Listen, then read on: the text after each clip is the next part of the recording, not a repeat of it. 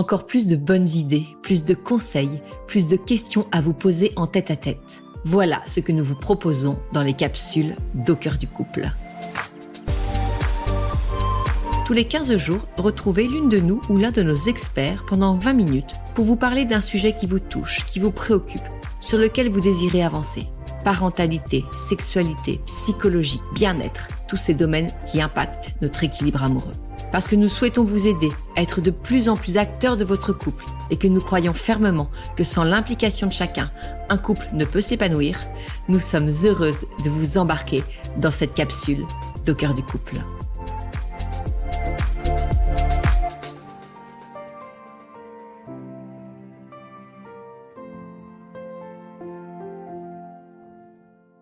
Bonjour à toutes et à tous, très heureuse de vous retrouver pour ce nouvel épisode d'Au cœur du couple. Aujourd'hui, une fois n'est pas coutume, on vous a prévu un petit tête-à-tête avec Marie-Lise, et donc ce sera un épisode à deux voix parce que j'avais une question que je voulais aborder avec elle et je me suis dit autant le faire autour de notre micro. Bonjour Marie-Lise. Bonjour Cézic, je suis très heureuse de te retrouver. On est un peu moins ensemble ces derniers temps, on est très prises et c'est toujours un plaisir de se retrouver autour du micro. Et puis, ce qu'on peut se dire, c'est que dans les semaines à venir, on va davantage travailler ensemble parce qu'on prépare un beau projet toutes les deux. On vous en dira plus dans quelques temps, quand ce sera plus abouti. Mais voilà, je suis vraiment hyper excitée à l'idée de rentrer. En fait, je dis mais il y en a même deux, je pense, parce qu'on a aussi notre petit événement de juin ou de début juillet. Donc voilà, on vous en reparle très vite, en tout cas. Ça serait pas impossible qu'on en trouve un troisième entre-temps. Oui, non, mais il faut être raisonnable. Parce que si on va dans toutes nos idées, on n'y arrivera pas. Voilà, en tout cas, on est contents tous de vous retrouver pour ce nouvel épisode. En fait, Marie-Lise, moi, ce qui m'intéressait aujourd'hui, je voulais un peu avec toi désacraliser cette démarche que peuvent faire les couples d'aller voir un psychologue, un thérapeute de couple, un conseiller conjugal. Et je voulais le faire en discutant avec toi des principales raisons, on va dire les trois principales raisons pour lesquelles les couples viennent te consulter. En fait, mon idée, là, tu vois, je suis un groupe de jeunes couples ici qui vont se préparer au mariage dans le cadre de la paroisse, et en fait ils nous parlent de quelques-unes de leurs problématiques et je me rends compte qu'ils n'ont pas du tout ce réflexe de se dire on va pour cette problématique aller consulter, aller demander à un professionnel de l'aide, parce qu'en fait ils se disent soit que c'est pas leur place, soit que ça ne mérite pas, qu'ils n'en ont pas vraiment besoin et qu'ils pourront en fait trouver la solution par eux-mêmes. Et en discutant avec eux, en fait on s'aperçoit que non, ils n'ont pas les clés, et ce qui est bien normal d'ailleurs. Mais pour autant, ils n'osent pas parce que c'est pas dans leur éducation, parce que ça leur a pas été transmis, parce que ils ont l'impression que ça appartienne à d'autres. Donc voilà, dans l'idée de cet épisode, c'était vraiment que ceux qui nous écoutent puissent se dire oui, nous aussi effectivement on a cette même problématique, il nous viendrait pas à l'idée de consulter. Et pourtant, et ça tu nous le diras, parfois je pense que ce qui peut faire peur aussi, c'est le processus dans lequel on s'engage. On peut se dire, oh là là, on est parti pour 10, 12, 15 séances, un an de thérapie, mais je pense que parfois, 2, 3 séances peuvent suffire sur un sujet qui est entre guillemets plus léger, je mets des guillemets. Voilà, donc c'est tout ça que je voulais voir avec toi aujourd'hui. J'espère que ça t'inspire. Ouais, complètement. Et je te rejoins dans ce que t'as pu dire. J'avais fait une vidéo Instagram sur ça où en parlant en fait de l'importance aussi d'anticiper, mais de faire de la prévention, voilà, parce que ce que j'observe, c'est forcément plus j'interviens tard auprès des couples dans les problématiques qu'ils peuvent rencontrer, plus c'est difficile en fait. Je suis pas une magicienne et aucun thérapeute n'est un magicien. On va pas arriver et réussir à lever des choses qui sont ancrées parfois depuis des années en fait. Il y a des systèmes, des modes de fonctionnement, de communication qui sont mis en place depuis 10 ans. Et donc c'est pas venir à 5 séances qui va tout changer du jour au lendemain. Donc c'est vrai que tu as raison, je trouve ça bien vraiment de le redire en fait, de pouvoir venir aussi plus tôt en fait quand on voit qu'on n'arrive pas à sortir de certaines situations ou problématiques. Est-ce que tu pourrais nous donner déjà l'une des raisons principales, on va commencer par une première, pour lesquelles les couples viennent te voir? Je pourrais te dire une raison qui va regrouper un peu toutes les autres que je pourrais citer après, mais qu'on va retrouver, je trouve, à tout âge. C'est en gros mots, ça va être la déconnexion dans le couple et cette diminution, voire cette absence de complicité et de lien. En fait, voire pour certains qui peuvent mener à une forme de cohabitation.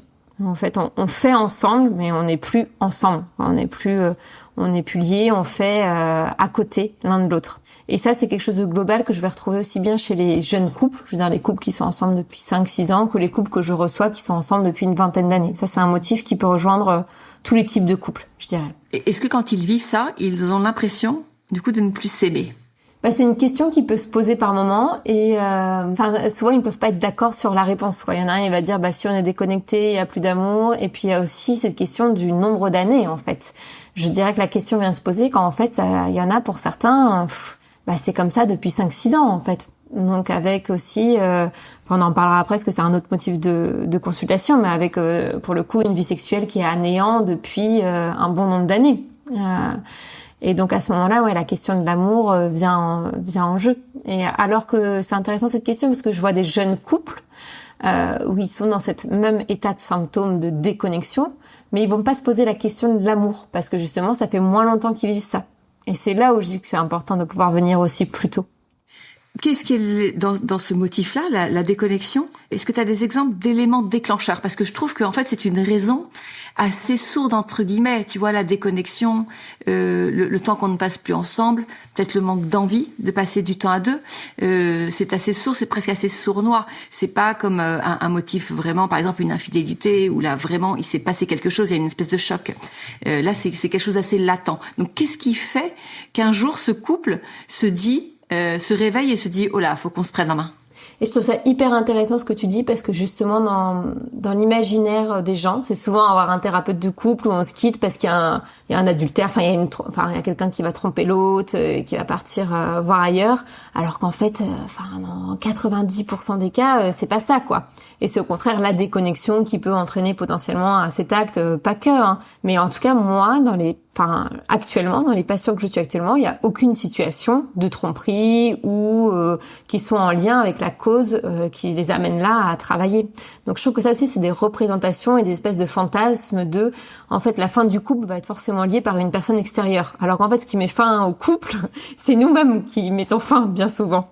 Donc pour avoir des éléments plus précis, ça m'amène aux autres raisons qui viennent consulter, beaucoup vers les couples là que je reçois en ce moment qui ont entre 30 et 40 ans on va dire. C'est la question de la charge mentale et de l'arrivée des enfants.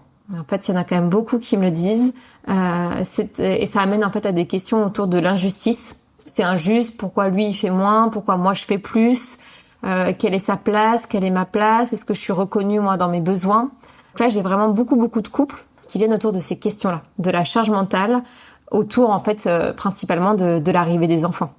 Donc ça, je pense qu'effectivement, il y a pas mal de couples qui nous écoutent qui vont se reconnaître dans ces tensions que peut générer justement ce partage de charge mentale. Qu'est-ce que tu mets en place dans ces cas-là avec le couple ? En premier lieu, c'est déjà qu'est-ce qui fait souffrir, parce qu'en fait, on s'aperçoit que c'est pas tant problématique que la charge mentale soit déséquilibrée, mais c'est comment elle est faite et est-ce qu'elle est faite avec conscience, parce qu'il y a certains couples qui peuvent me dire en fait je trouve ça normal que j'en fasse plus parce que j'ai plus de temps tout simplement et parce que ça va peut-être m'intéresser plus, mais la question c'est est-ce que la personne qui potentiellement va faire plus en étant ok avec ça, est-ce qu'elle se sent reconnue dans cette démarche. Donc on peut travailler sur les leviers autour de la reconnaissance par rapport à ce qu'elle accomplit et après comment est-ce qu'on peut équilibrer sur d'autres domaines. Par contre en revanche pour être reconnu, déjà, on va travailler sur les langages de l'amour, ne serait-ce que par rapport à ça, pour la reconnaissance. Pour la reconnaissance, de quelle façon je vais me sentir le plus reconnue, par quel acte, s'il organise du temps pour moi, des temps de qualité, ça va me permettre de me sentir reconnue, ou s'il a des petites attentions particulières, ou des paroles valorisantes, vous voyez l'idée. Et après, ça va être comment se sentir équilibré sur d'autres domaines. Est-ce qu'il y a des choses où vraiment, moi, j'ai besoin de me décharger. Et aussi, déjà, c'est aussi, je dirais, simplement de la psychoéducation. C'est quoi la charge mentale ? Qu'est-ce qu'on met derrière tout ça ? Qu'est-ce que ça veut dire concrètement ? Parce qu'il y a beaucoup, on va pas se leurrer, c'est quand même généralement la femme qui porte plus cette charge. Et beaucoup d'hommes aussi qui vont dire, je fais beaucoup de choses, je fais ça, regarde, je fais ça. Mais en fait, il y a pas aussi cette compréhension autour de, oui, mais c'est toujours votre femme qui vous dit quoi faire. Donc en fait, elle porte toujours ça. C'est l'idée, comment est-ce que l'autre peut complètement aussi porter un domaine pour pas se sentir responsable de tout. Et c'est aussi, parfois, pour la femme de l'autre côté, accepter de lâcher. Parce qu'il y a aussi, pour certaines personnes, le fait que ce soit pas fait à la façon d'eux, ça peut être difficile. Et ce qui peut être difficile aussi parfois, c'est, je me heurte à des hommes où, en fait, ils se disent, en fait, je me rends compte que je suis nulle, en fait, en organisation de la maison, mais parce que j'ai jamais appris.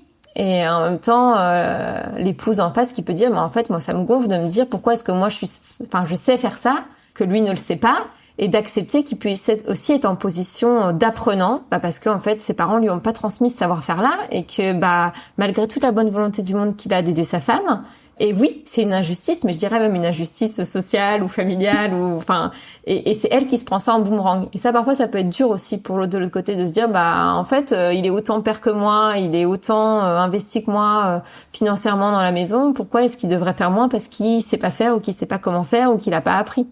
Donc c'est aussi de dire, oui, c'est injuste, c'est vrai, c'est pas normal que vous deviez attendre, en tout cas que vous êtes en situation de devoir attendre qu'il puisse progresser, mais en même temps, c'est ce qui va permettre à votre couple d'évoluer. Donc, ils viennent te voir sur ce sujet-là, vous en parlez, vous mettez des mots, chacun peut exprimer où sont ses besoins, où sont ses frustrations, où sont ses limites. Après, ils repartent avec des actions concrètes à mettre en place, petit à petit.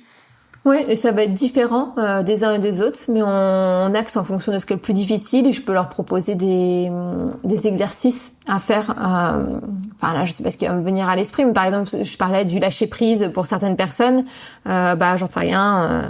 Ça fait un peu bateau dit comme ça, mais d'accepter que ce soit le mari qui prépare le dîner tous les soirs pour les enfants et en fait, tant pis si c'est trop cuit ou si c'est pas, ou c'est pas adapté et qu'en fait c'est ça aussi lui laisser le temps d'apprendre et comment elle peut apprendre aussi à lâcher prise. Dans le contexte que je citais, ça peut être un exercice. Par exemple, ça va être un exercice. Généralement, en fait, j'essaye d'équilibrer. S'il y a un exercice pour monsieur, il y a un exercice pour madame. En gros, pour les deux partenaires du couple. Mais par exemple, je vais inviter le monsieur à se questionner sur quel acte peut-il faire pour reconnaître davantage tout le travail de son épouse. C'est d'autant plus marquant quand l'épouse arrête de travailler pour s'occuper des enfants. Parfois, en plus, pas par choix. C'est un choix, mais pas par une envie suprême de pouvoir materner ses enfants. En fait, il y en a parfois, ils se disent c'est la meilleure solution par rapport à notre situation familiale, mais il n'y a pas ce désir à tout prix d'être à la maison. Donc, en plus, ça fait un peu double injustice pour certaines femmes. Donc, par exemple, l'exercice, ça peut être ça. D'ici qu'on se revoit, j'aimerais que vous ayez 3-4 marques de reconnaissance vis-à-vis de tout ce qu'accomplit votre femme. Et de l'autre côté, je vais donner notre tâche aussi à l'autre partenaire. Et généralement, ils sont observants. Complètement. Et puis en plus, moi je trouve qu'ils sont toujours à fond.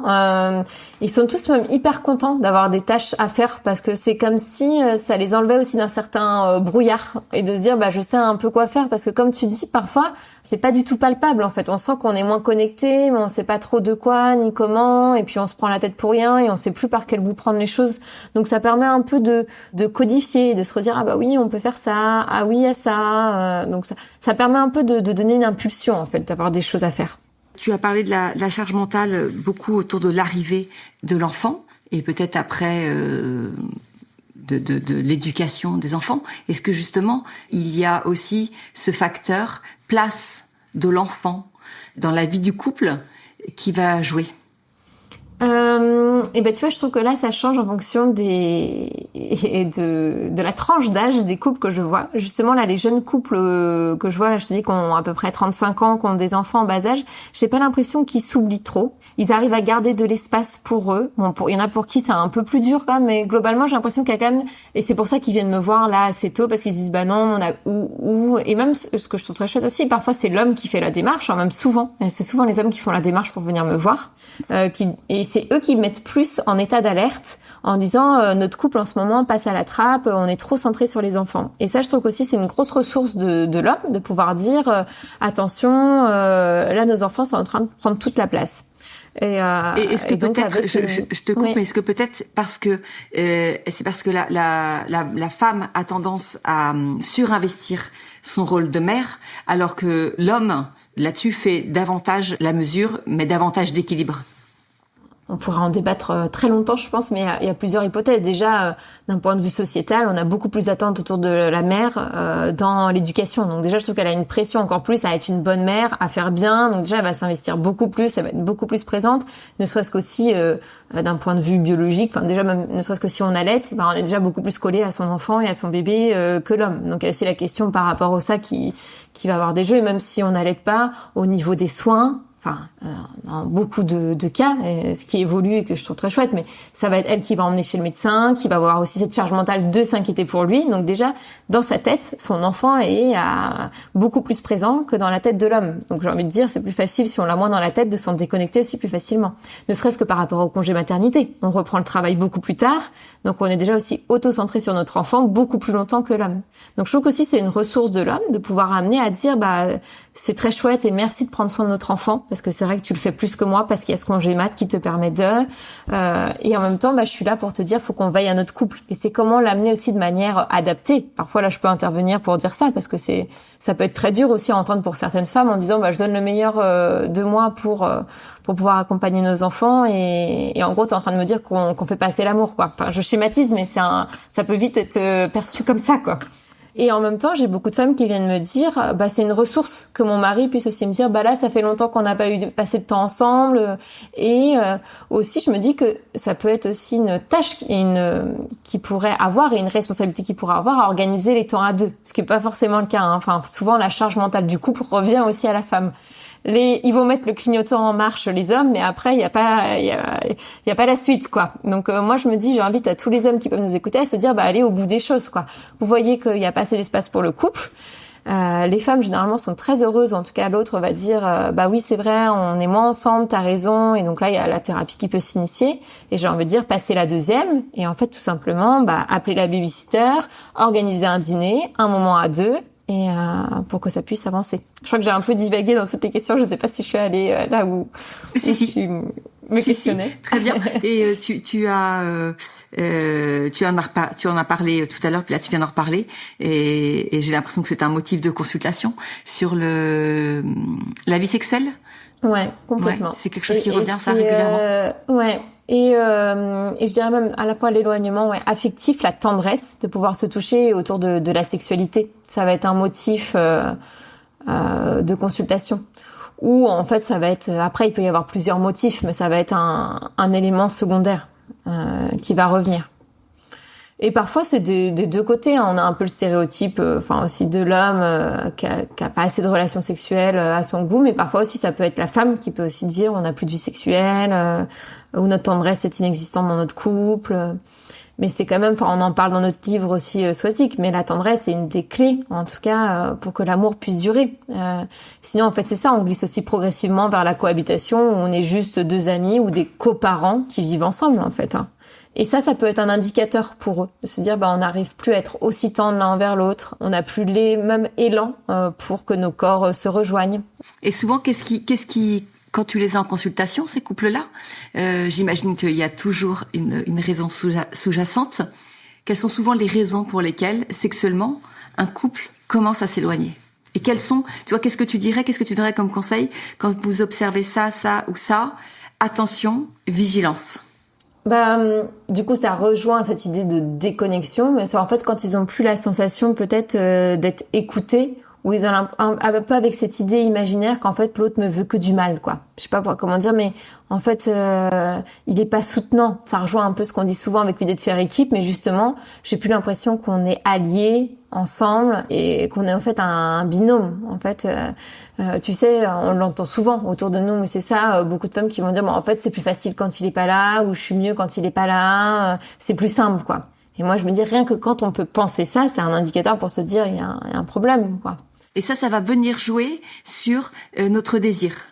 Complètement. En fait, si tu te dis déjà l'autre n'est pas un allié ou il va pas être là pour m'aider, comment est-ce que je peux avoir en tout cas pour moi, et je pense aussi pour beaucoup de femmes, après ça va être différent la vision pour certains hommes, mais c'est quand même en fait la manifestation de l'amour, l'acte sexuel aussi, c'est aussi se dire par un autre moyen que les mots et la tendresse, mais par le corps qu'on s'aime. En fait, c'est aussi ça, en fait, qui se passe dans la vie sexuelle. C'est de pouvoir se dire qu'on s'aime par le corps.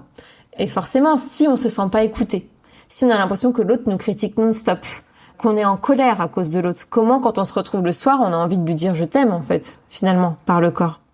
Donc c'est tous ces éléments-là qui vont amener, et c'est là où parfois c'est un peu contradictoire, c'est que les femmes ont, enfin je schématise, mais bon, chaque couple va être différent, mais je vais pouvoir retrouver beaucoup de femmes qui vont me dire, j'ai besoin de, comme on a déjà parlé toutes les deux, Sosic, mais d'avoir des préliminaires longs par la parole, par les actes, de pouvoir me sentir aimée pour pouvoir aller au bout de cette rencontre par le corps. Et comment les hommes, à contrario, certains vont pouvoir me dire, en fait, j'ai besoin de la retrouver par le corps pour ensuite aussi pouvoir la retrouver par les mots. Et c'est aussi parfois ce décalage de la porte d'entrée qui peut être compliqué pour certains couples. Et ça, le fait de venir en consultation, d'en parler, de mettre des mots, ça va permettre de recréer un lien à ce niveau-là. Moi, je trouve aussi. Et puis aussi de s'enlever parfois une pression sur l'acte sexuel pour certains et de reposer les choses au bon endroit et de pouvoir aussi prendre son temps et s'autoriser à redécouvrir aussi sa sexualité. À pouvoir reprendre le temps, à pouvoir se réinviter, on va dire, avoir des rendez-vous autour de la sexualité, comme aussi dans tout ton travail Sosic, de se donner rendez-vous, des rendez-vous amoureux, c'est aussi se donner des rendez-vous sexuels aussi. Surtout quand on a une vie intense, parfois ça peut être difficile en fait. Il y en a au début, ils sont hyper étonnés, et en fait quand ils m'en reparlent, ils me disent oui, en fait c'est une super idée, parce que sinon en fait on n'est jamais au bon moment en fait, parce que il y a cette charge mentale dont on a parlé, mais il y a aussi la fatigue de chacun, on n'est pas aussi disponible sexuellement au même moment, donc en fait si on n'en parle pas, ça devient encore plus compliqué de se retrouver. Merci Marie-Lise. Est-ce que tu aurais une dernière raison? Non, je crois qu'on a dit pas mal de choses. Après, c'est un peu ce que vont dire certains, mais quand vous commencez à sentir, ou vous vous dites, on a des problèmes de communication, on n'arrive pas à s'entendre, on n'arrive pas à se comprendre, en fait, c'est ça. Mais moi, je trouve que c'est des clés aussi, importantes. Et parfois aussi, je tiens à le dire, j'ai des couples qui viennent me voir, qui vont bien entre guillemets. J'ai parfois certains couples qui me disent on veut aller plus loin parce qu'on sent on est soudés, on s'aime, on a une vie sexuelle très épanouie, mais on sent qu'on bloque sur certaines choses, ou on a un projet d'enfant, mais on n'est peut-être pas raccord sur la façon dont on veut y aller ou comment. Et là ils viennent me voir, et c'est aussi hyper riche. Et en fait ces couples-là, ils avancent beaucoup plus vite, parce que forcément en fait on peut parler en profondeur sans que ça vienne heurter chacun dans leurs émotions, parce qu'en fait des couples où ça fait 10 ans qu'ils vont pas bien et qui sont blessés, en fait dès qu'on dit un truc, ça va reblesser l'autre. Tu vois, quand tu me dis ça, je me sens pas reconnue, et blablabla. Et en attendant, on parle pas vraiment de l'après ou du problème. On parle de toutes les blessures qui se sont mises en place, qu'il faut prendre le temps de réparer les unes après les autres avant de pouvoir avancer. Donc voilà, ça veut pas dire qu'on est un couple complètement ailleurs, complètement désolidarisé si on va voir un thérapeute. Et il existe aussi, si vous voulez pas voir un thérapeute, il y a plein de choses, ne serait-ce que il y a plein de couples qui font des retraites une fois par an, qu'elles soient SPI ou non, mais de pouvoir aussi se retrouver autour du couple, mais autour de la santé du couple. Et ça c'est différent aussi, je trouve, à dire. On peut se retrouver à deux et faire des chouettes choses pour le nourrir, mais se retrouver autour de la santé de son couple. Et ça c'est autre chose, je trouve.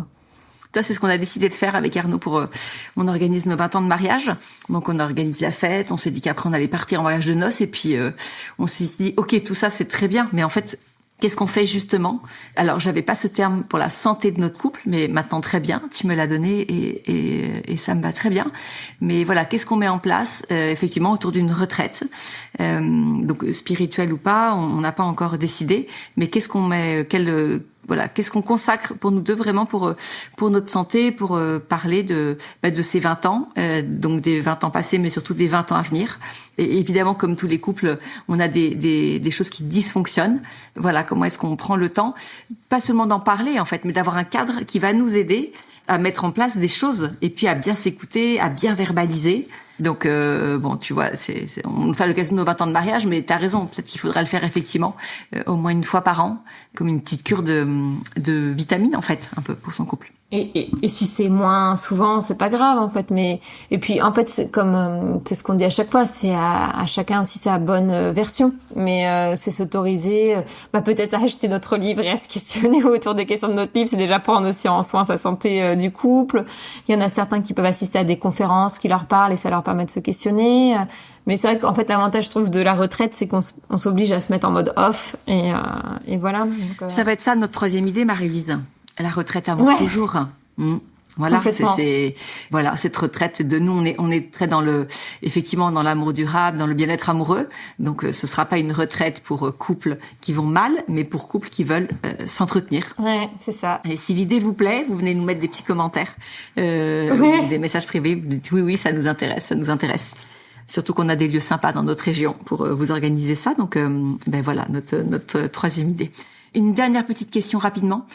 Est-ce qu'il y a dans ces couples qui viennent te voir et un impact fort du mal-être d'un des deux?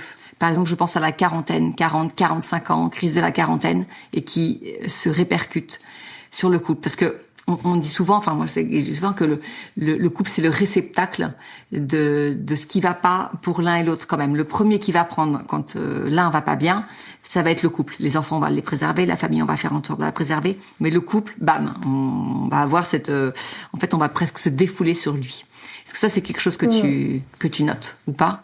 Oui, mais j'ai l'impression que tu vois, ça arrive un peu avec un temps de latence. Tu vois, là, dans les couples que j'accompagne en ce moment, j'ai pas des couples qui viennent parce que l'un va très mal et du coup, ça a des conséquences sur leur vie de couple. Mais par contre, j'apprends dans le passé que l'un des deux a été très mal et qu'en fait, ça a traîné et que du coup, les effets aussi peuvent se faire ressentir maintenant. Par exemple, un des deux qui a pu vivre un burn-out ou des abus. Un des deux a pu vivre des abus et ça n'a pas vraiment été évoqué, soigné. Donc là, ça a des conséquences dans la vie du couple. Ou, oui, comme tu dis, le passage à la quarantaine. Là encore, ça, c'est des choses peut-être plus qui vont amener dans la consultation, mais c'est pas aussi criant, quoi. C'est quand on va le questionner, qu'on dit, il y a aussi le mi-temps de la vie, qui vient aussi expliquer que là, il y a une remise en question sur l'ensemble de la vie de la personne.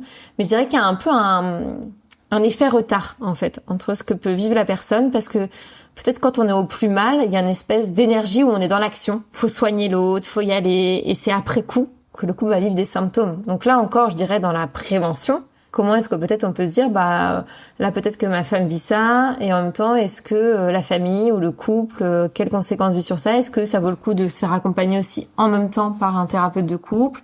Et là, ça peut être très peu de séances en fait, mais juste pour mettre le point sur la place de chacun face à ce qui peut se vivre. Pour finir, Marie-Lise, pour ceux qui nous écoutent et qu'on aurait motivé pour enclencher un travail de couple, pour aller mieux, pour aller encore mieux. Concrètement, comment est-ce qu'on fait pour trouver un bon thérapeute? Est-ce que tu as des pistes? Est-ce que tu as des sources?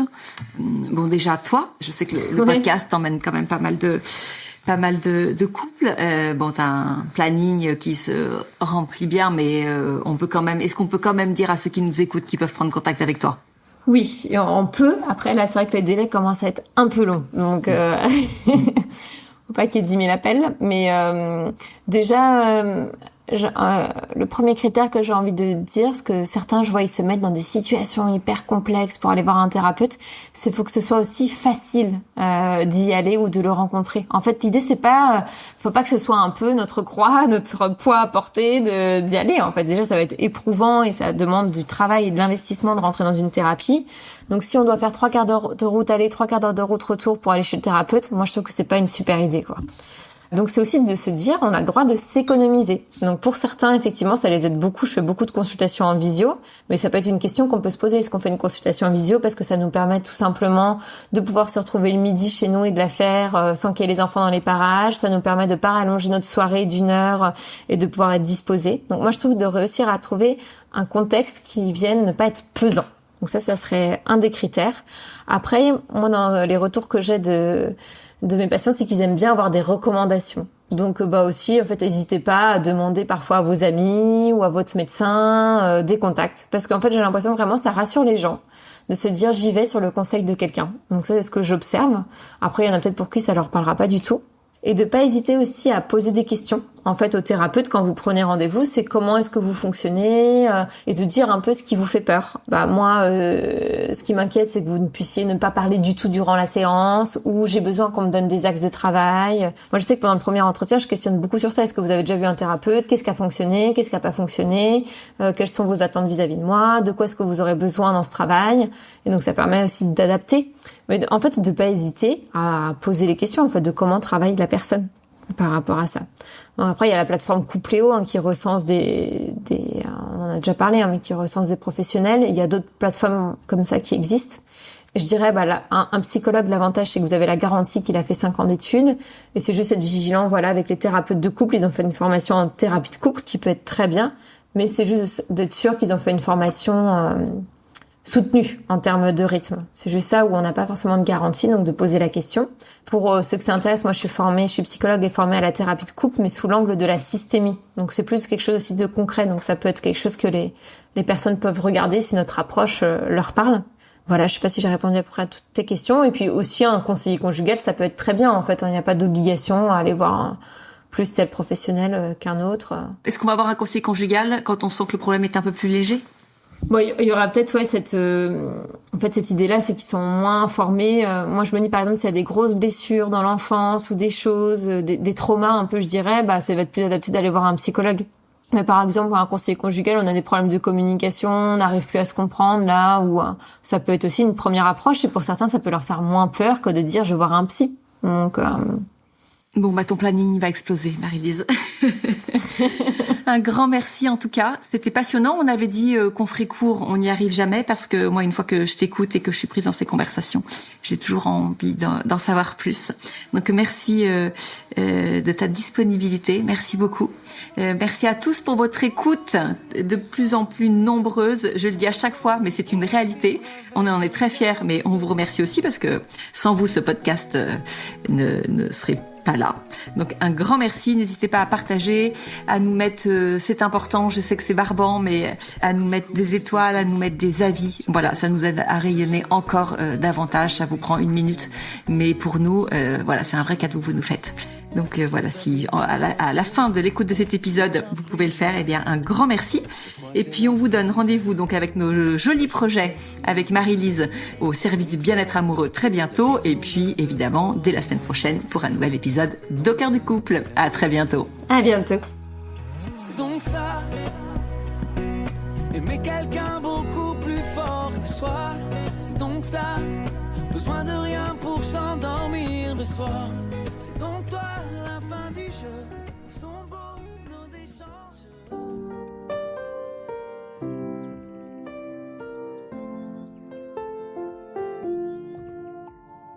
Si vous aussi vous rencontrez des difficultés dans votre vie de couple, venez nous en parler. Laissez-nous un message sur aucoeurducouplepodcast@gmail.com ou via Instagram sur la page Au cœur du couple. Nous sommes là pour vous. Merci pour votre écoute et n'hésitez pas à vous abonner, à partager et à nous mettre des étoiles. Et n'oubliez pas, vous êtes les premiers acteurs de votre couple.